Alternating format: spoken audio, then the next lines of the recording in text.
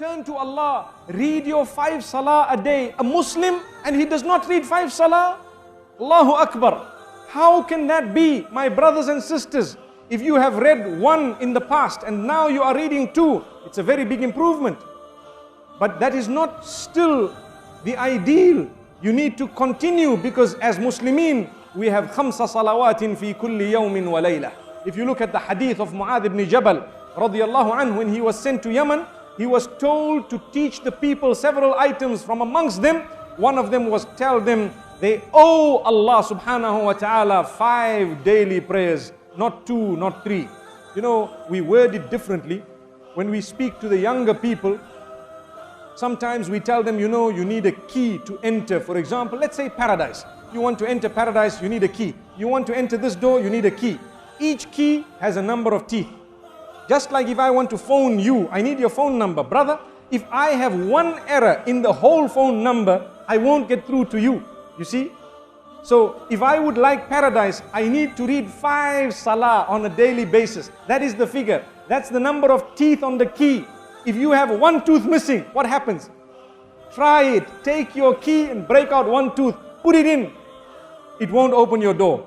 But there are so many other teeth. 1 is missing. My brothers and sisters, against your laziness or mine, against the coziness of your bed, against whatever you are doing in the mall or at your workplace or enjoying with your family, stop everything at the time of salah and quickly fulfill your salah. Imagine I am saying quickly, whereas by right it's not supposed to be done quickly. But even if you have done it in the midst of your work and you have fulfilled that salah, come what may, wallahi, that may just be the means of your entry into paradise.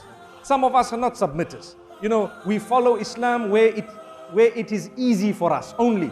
Well, we need to do better than that, which means where it is easy, alhamdulillah. Where it is difficult, we still want to try and we still want to please Allah subhanahu wa ta'ala. The other day, I got a beautiful message on my phone. I need to share it with you.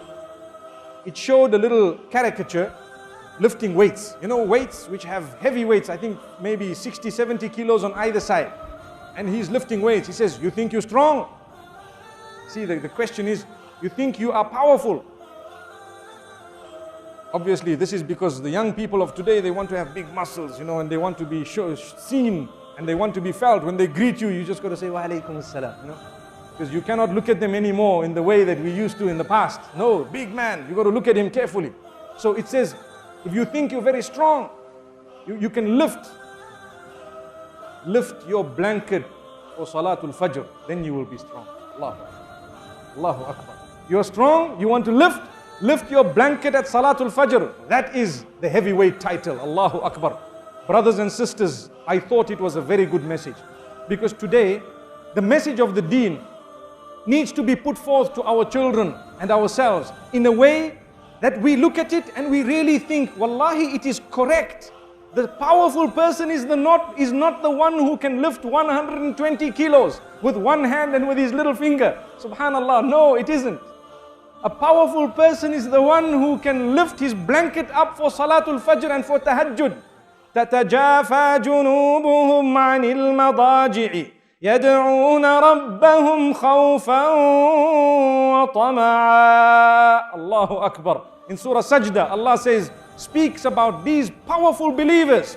And Allah says, they are the ones whose sides refuse to actually lay down on those beds. They move themselves off the beddings in order to stand up in prayer for the Almighty at night, praying to Allah subhanahu wa ta'ala, fearing Him and having hope in His mercy. May Allah subhanahu wa ta'ala grant that to us.